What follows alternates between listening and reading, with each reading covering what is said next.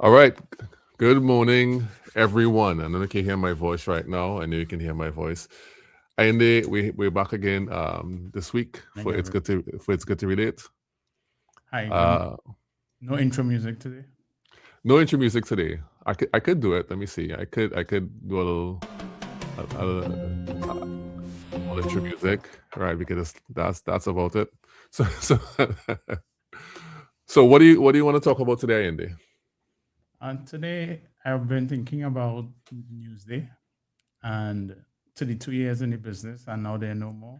And I'm wondering if in today's context of AI and social media, if traditional media is really and truly dead. What are you going to talk about today? All right, today I want to talk a little bit about personal branding and CEOs. And the question I want to ask is, should CEOs actively build their personal brand with content? It's something that I've been thinking about a lot, and we do content for CEOs. So I think it's a good discussion that we could have and get into that a little bit. Okay, great. Let's get into it. All right. So the first thing I want to bring up is that since everyone has since content has become very accessible to people. And when I say content has always been accessible, but since the tools have become easier to access, and the rise of the influencer, the rise of personal branding, one of the big questions that has always been asked is whether or not a CEO should take time to create personal content. So I I was very curious about what the lay of the land is in Trinidad and Tobago for CEOs creating content. And so what I decided to do is just do some cursory research on that. And I looked at the some of the most profitable companies in Trinidad and Tobago. Has to be local, can't be foreign, has to be local. And I came up with three of them. Actually, I came up with four, but I'm only going to use three today. The first one was NGC, which is the National Gas Company of Trinidad and Tobago. The Mhm. second one was Angostura. Of course, everybody knows Angostura because of Angostura bitters, quite popular, makes a lot of alcoholic drinks, etc. And the third one was the Massey Group, so Massey. So formerly Neil and Massey, and what else it was? It was Neil and Massey, and they had a ton of the different subsidiaries, and they basically pulled everything into one group and just went under the name Massey. So I looked at those three different companies, and I looked at the CEOs of those companies to see whether or not they have been creating content. Because if their companies are so profitable, do they need to create content? Now I understand this is not a mangoes to mangoes comparison. If you were out of the Caribbean, they'd say apples to apples. This is not a mangoes to mangoes comparison. Right. And it's just some cursory things to help fuel the thought around whether CEOs should actively be creating content. Yeah. And but what are your thoughts on that before I get into the details? Well, it's interesting the type of industries that you talk about, and I think that's one of the thoughts that would come to mind. Um, First of all, what's your context that you're operating inside of? Because I think the context in which you find yourself as a CEO and in which your company is operating inside, and context is wide. So context is going to include who your competitors are, what your industry is, what the norms are, what the expectations are, what do you need to break through if you need to communicate a particular message. Um, and so that thought comes to mind. Does it make sense? Does it fit inside of the context? Hmm. But also, I don't want to throw up a wall and say, well, oh, I'm not in a context that requires a CEO to make content, because you might default to thinking about one kind of content.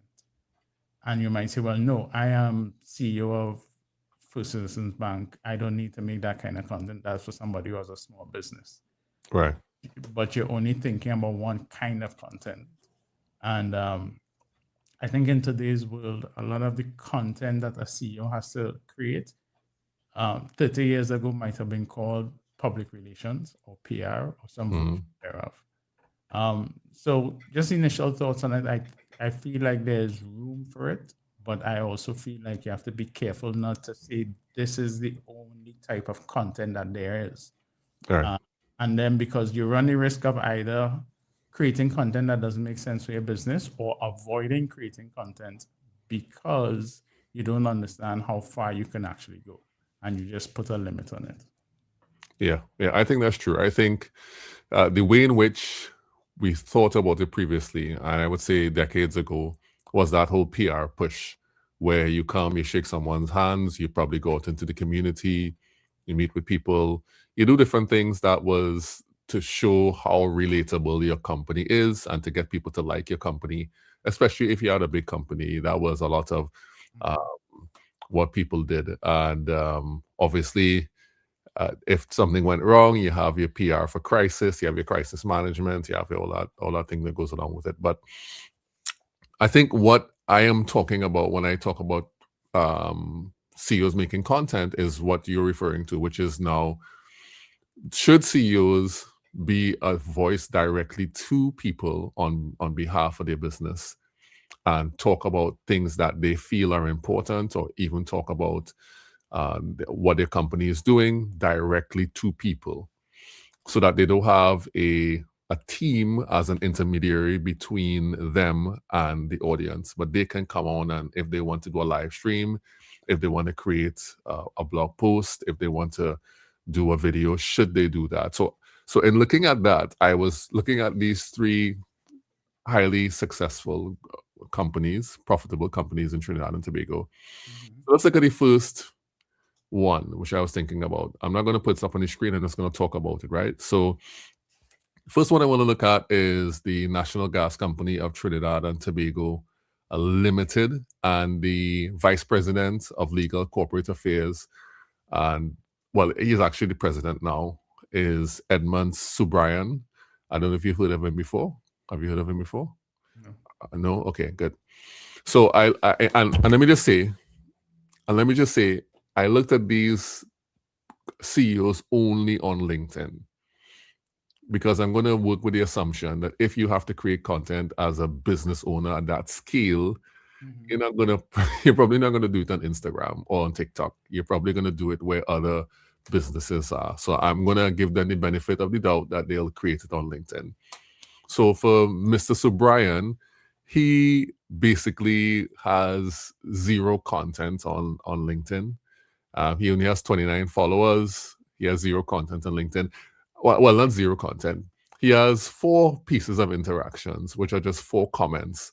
And all of them are saying congrats to someone else, like congrats on this or congrats on that. Interestingly, he has a comment as recently as 4 days ago, but as far back as 1 year ago. So he's basically averaging 1 comment a quarter, 1 comment a quarter on LinkedIn. And so he really is not making any content there. But obviously, National Gas Company, it's government funded, and it's one of the revenue generating companies in Trinidad and Tobago. The second company I looked at was, of course, as I mentioned before, Angostura. And Angostura is also an interesting company, and it has a board. But I am looking at the CEO in particular. The CEO of Angostura right now, the acting CEO, is Ian Forbes. Now, Ian Forbes is an interesting person. He has been in the role of CEO for the last 6 months or so. I think he was put in on October 1st, 2025 to lead the company. But he has been with the company for a while, since 2017, in operations and things of that nature, right? On LinkedIn, he has zero, like a ducket, no recent posts, and he has 29 connections. So he's not actively on LinkedIn as social media, so he has no content whatsoever. Now, it doesn't mean that he hasn't appeared on in content for the company, but he just hasn't been doing anything for himself on his personal profile on what I would deem as the appropriate channel for people who are business leaders, which is LinkedIn. So he doesn't have any content either. And then the last person I want to bring up is James McCletchy. Now, James McCletchy, Mr. McCletchy, he is the CEO of Massey Group, right? And we all know Massey Group. Massey is all over Trinidad and Tobago, is all over the Caribbean. And he has been at Massey Group for a while as well. He's currently Chief Executive Officer there. Interestingly, he is the only person of those three who is doing stuff other than his role as CEO. And so he actually was a speaker at Tech Beach, Miami. Was it Tech Beach, Miami? I think it's Tech Beach, Miami. He was a speaker there. Tech Beach Retreat in 2004. That's where he was at. And he is a little bit more active, posting every few months. And he only really became very active on LinkedIn about a year ago. At the time that he became, around the time he became the CEO, or it was the CFO first, and then he became the CEO. So he is somewhat out there doing stuff with it and has been building a name for himself apart from just doing the business stuff, but building his name as a thought leader and as an authority. So why do you think he stands out among his peers? Is it his industry? Is it personal? And I know you have to make some assumptions here because you haven't really spoken to him, but what assumptions would you make that would cause one CEO to say, yes, I need to be more active in creating content and doing non-CEOs? Well, I shouldn't say non-CEO, but what CEOs usually don't consider part of their job, compared to his two peers who decided, oh, we don't need to create anything, or we haven't had the time to create anything. I've been wondering that. I've been wondering about what causes certain leaders to say, I don't have the time. No, that's the normal thing, right? That is the normal response when you tell a CEO or a managing director they should create content. The normal response is, I don't have the time, right? But you and I both know that we create time for what is important. So it's just that they don't see it as necessary or important. We know that. I think I'm going to assume, I don't know him, I don't know his mindset, but he was invited to that Tech Beach and he went and he spoke about data that Massey is using to serve the customers. And he basically said they collected all of this data from people shopping and what they're doing with it. So he took obviously a tech angle to the stuff that he's sharing. But I think that for him, he stands out because he recognizes that in order for him to, or in order for the company to be seen in a particular way, he has to have a voice as an authority in certain things. And I think before, was it last week when we were talking, and you mentioned that maybe content is the new PR. I can't remember. Yeah, might have been in that discussion. Yeah. Content is being the new PR, and so he's grabbing that concept, I think, and using it as part of how he's building the brand and the image of Massey. Because if you have a CEO who comes across as not just this kind of, and let me kind of say as a stuffy, I don't know how else to describe it, as like an untouchable, like somebody who's far off, but they come across as somebody who is in the know, they're current, they're up with technology, they're up with the trends, and not just in their particular industry, but in the way they communicate with the world. I think it makes the company more credible.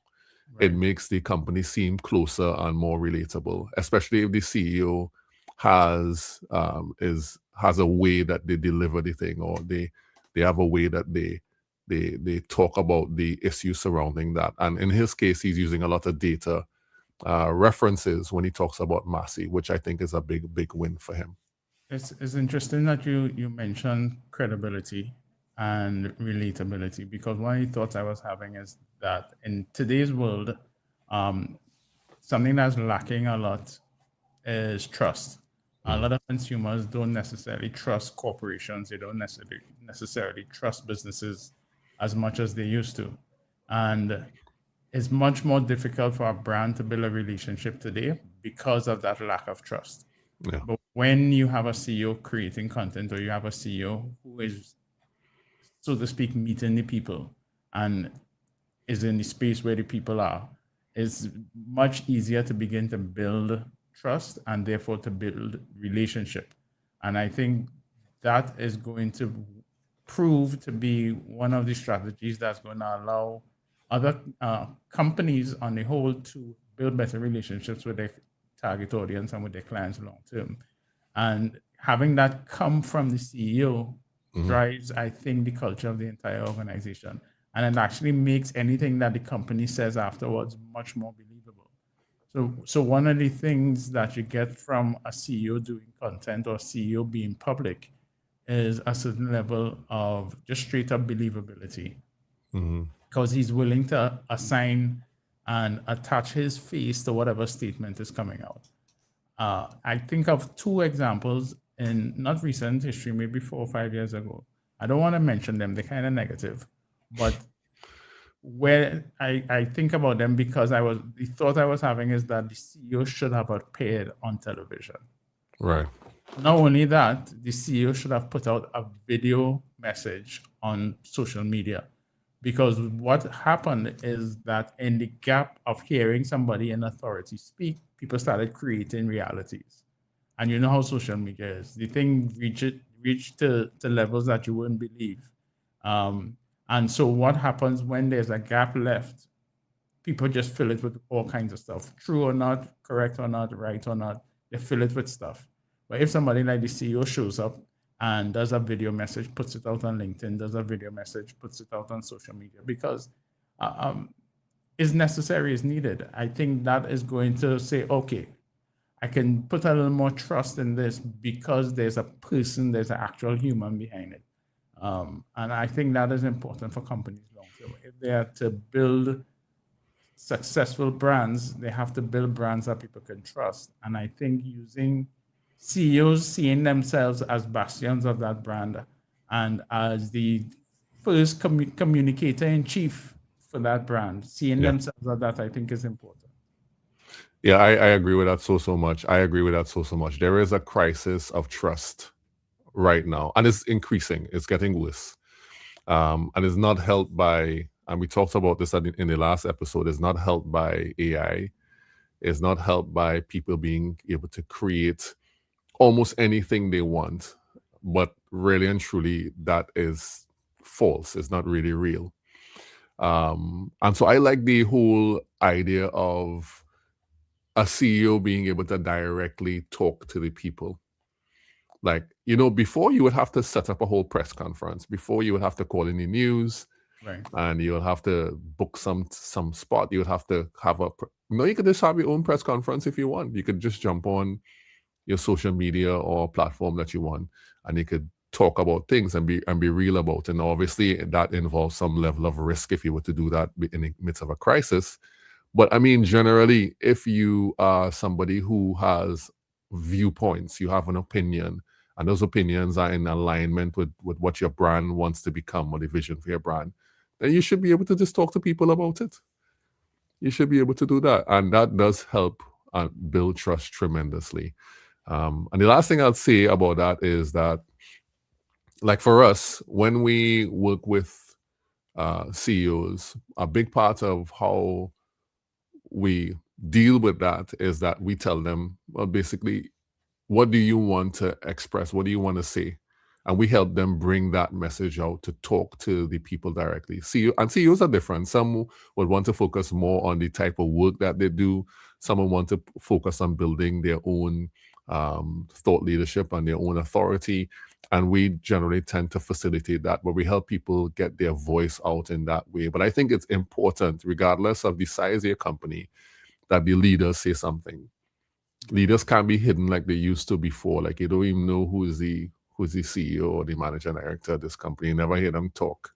There's some mysterious person behind a curtain. I think the days of that is done.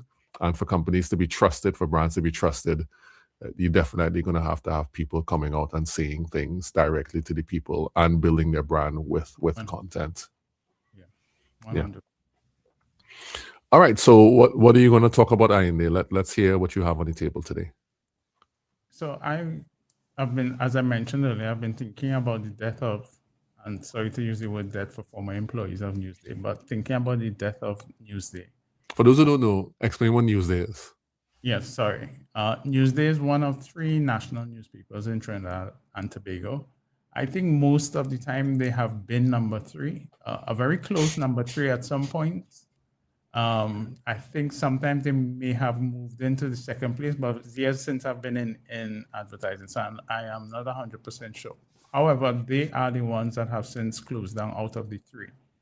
And these are traditional publications, national newspapers, and usually part of your holy trinity of advertising: press, radio, TV. And in a market where radio seems to be thriving somewhat, I'm wondering if the death of Newsday is signaling the death knell for the other two in the triumvirate of advertising media. Hmm. Yeah, so 32 years and it's no longer in business. But from what I've heard, they were kind of declining. I don't think they've used their press in a while. Others, one of the other big newspapers were printing for them. So I'm wondering, how are we? Because we've predicted the death of press now um, for maybe 30 years, and I'm Hmm. wondering if we are actually now seeing it. Um, Seeing, because even if you look internationally, publication circulation is down.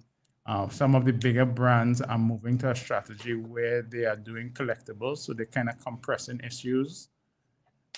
So if you did magazines, for example, you might do a winter issue, which is January, February, or December, January, rather than doing 12 issues a year, you're doing 8 issues a year. So there's some contraction taking place there.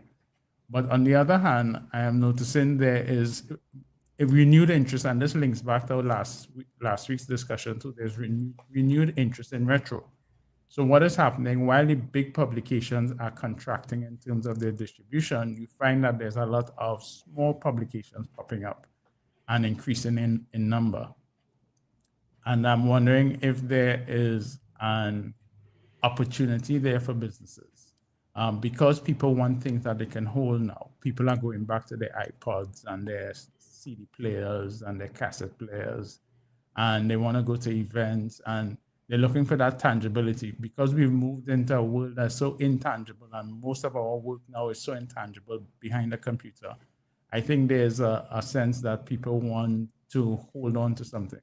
So dying on one side, yes, but is there opportunity arising on the other side where you can become more hyper local, for example, Hmm. or more niche, like magazines or newspapers that are more niche? So maybe there's an opportunity to do a national newspaper that is very specific or very niche, and is interesting the direction that media is going into, where people are kind of looking back at some of these, and we have the high tech. So there may be, I feel like, opportunity to explore hybrids and mixes between these things, and the future might be in a hybrid. So it's unfortunate that news they had to close down, but I'm wondering what options do other newspapers like the Guardian or the Express, how should they look to the future? What should they be doing in the future? Hmm. Um, hmm. I remember. Well, first of all, when's the last time you bought a newspapers? Uh, It's it's in the years. Uh, It is definitely in the years. My wife just posted a message to a group asking somebody in the community if they have a newspapers. So that's a good question. Yeah. But yeah, it's been a while. Right. I remember the day when I stopped buying newspapers. I remember the day. The day when I think it went from $3 to $4, I think, is when I stopped buying newspapers. And I said, and I'm not buying this anymore. Because essentially, and this is not to take away from the excellent work that publications have been doing over the years. They have been doing the work. Journalists have very important work. But if you think about news at its core, or newspaper as at its core, it was informing the population of recent happenings in different categories, things that they needed to know. Mhm. And part of the the way in which it was doing that is by giving you a physical document so you can read, right? And inside of that physical document, there were all different sorts of sections. There was current news, international news, there was sports, there was a little comic strip that you'd read, there's the classifieds. We haven't used classifieds in so long. I remember I think I posted my first car for sale in the classifieds in the newspapers. There were lots of different sections in the newspapers. Right. Basically, the idea of that was to deliver to you the most current form of things happening. The problem with the newspaper is that it's a day late. It's a day late. That's the problem. By the time you print that, I mean, most of the world, most of the nation knows already about the thing because of social media. And another problem you have is that the not only just the speed, but the fact that people can now be very targeted in what they want to know, which is a good thing and a bad thing. So they don't have to buy this collection of things and go in a section to pick out what they want to read. Right? They could just go and get the exact news that they want. If they're into sports, just subscribe to some sports page or sports TikTok feed or whatever, and then they get the thing immediately. And that was another problem with it, is that people can now just be very targeted in what they want. And so basically, if I'm not interested in not that I am not, people just take this as for what I'm going to say. If I'm not interested in a women's magazine, then I don't have to buy newspapers to get a women's magazine. How many times and there's been times when I have bought newspapers specifically to get one article, specifically to get one thing, and you just don't need to do that anymore.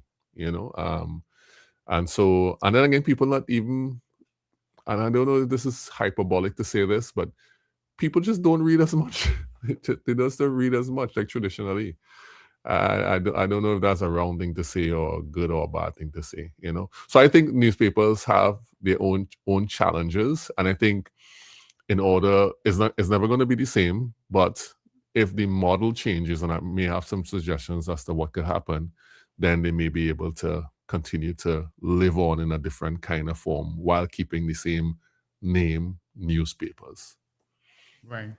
I think traditional print has one thing over new media that I'm not sure if newspapers in Trinidad and Tobago and publications in Trinidad and Tobago have leveraged enough, which is a high level of trust and institutional authority. That's one thing new media was always struggle with. So we have a number of news reporters, and I have to do that in inverted commas, on different social media platforms, TikTok, Twitter, X, etc. The problem with those outlets is there's a variability in trust. Yeah. So it's kind of, well, one, you don't know the person, but if you spend time, you could also get to know the person. But then there's another issue of bot created content. And so there's a low level of trust. And I feel like if traditional print would use their one asset, which is high levels of trust and institutional authority, and leverage that to create new products and new ways of communicating and new ways of producing journalism. Some of it video based. Some of it video based. I think there's opportunity for print to go into video because of digital. And I feel like they're not using that enough. The other thing that comes to mind is that whether or not print is dying always comes back. Once you're talking marketing, you're talking who your target audience is. You have to consider who your target audience is. So for most of us, my age, your age, we might say print is dead. We haven't bought a newspaper in years that we can't count. And you mentioned $4. I don't even remember that it went to $4. So that's telling how long. Yeah, Sunday newspaper is $5.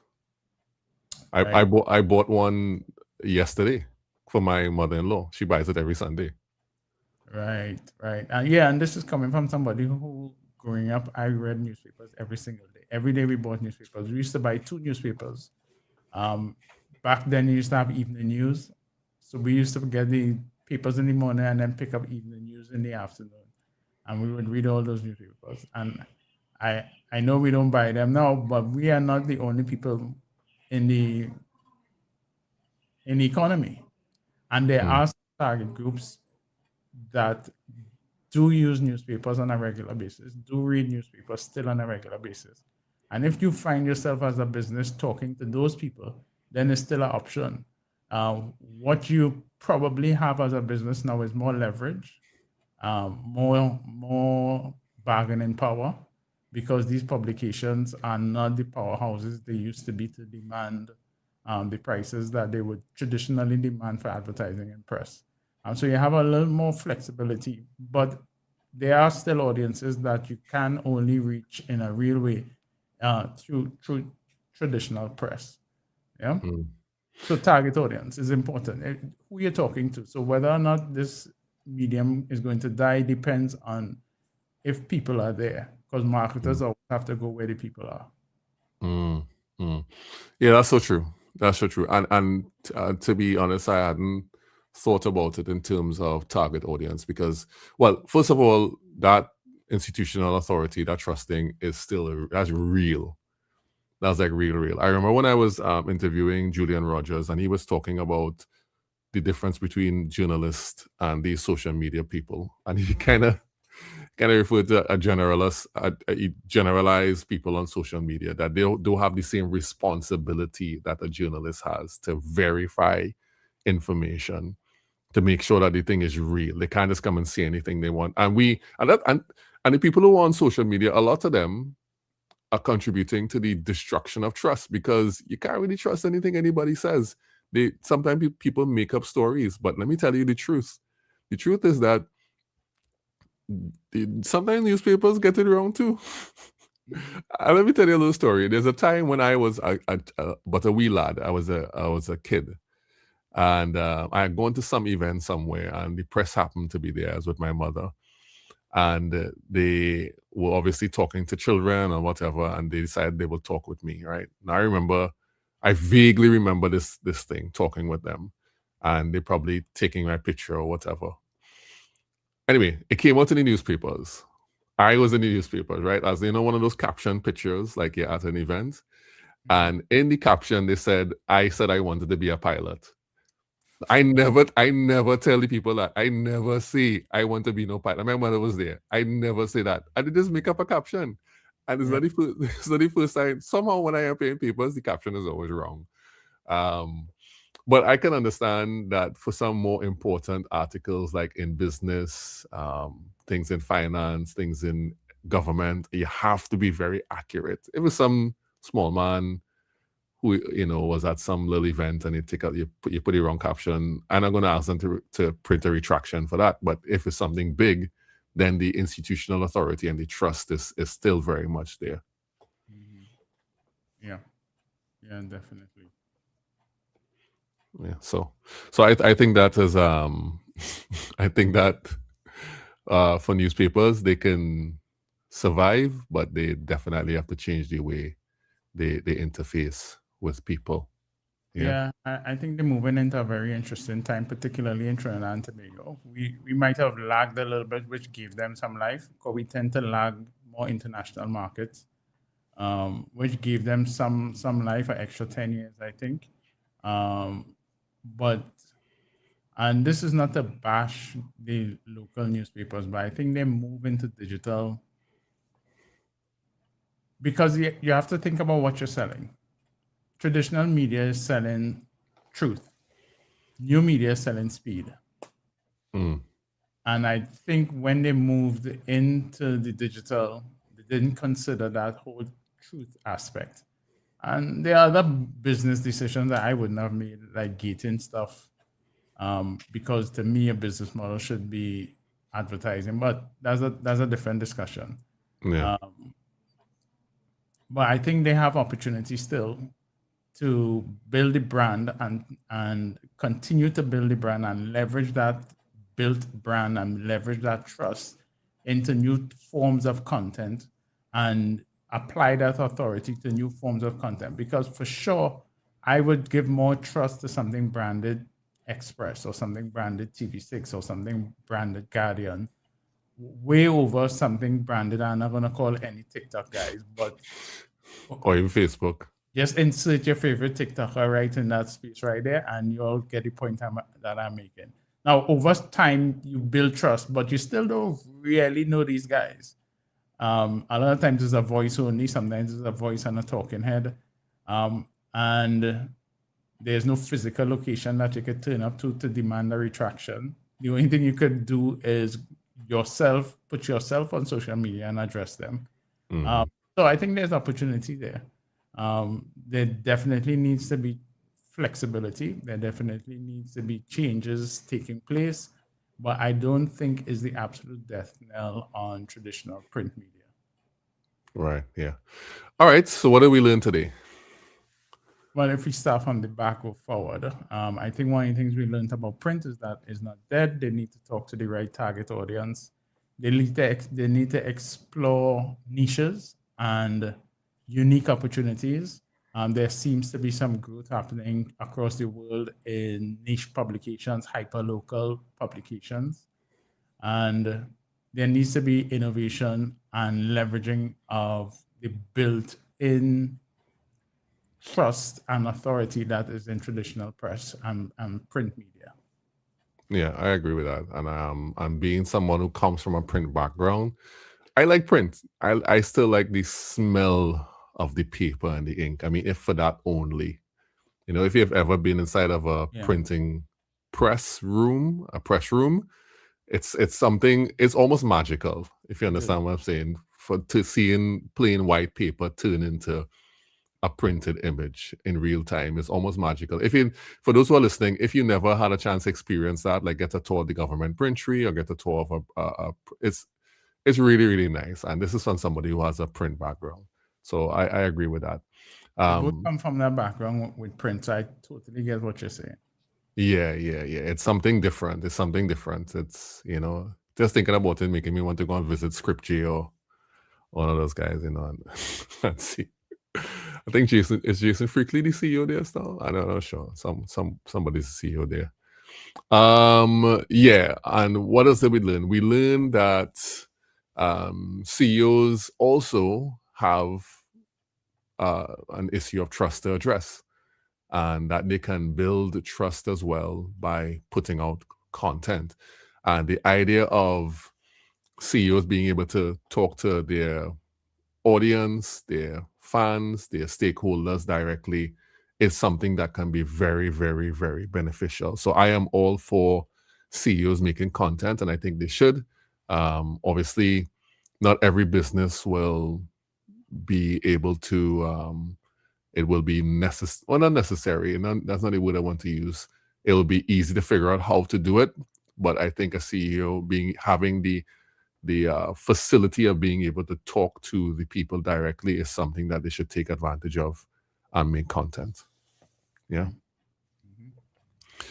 Yeah. All right. So thanks everyone for joining us, and we see you again soon on It's Good to Relate. Yes. Thank you, everyone. Be safe. See you all next episode.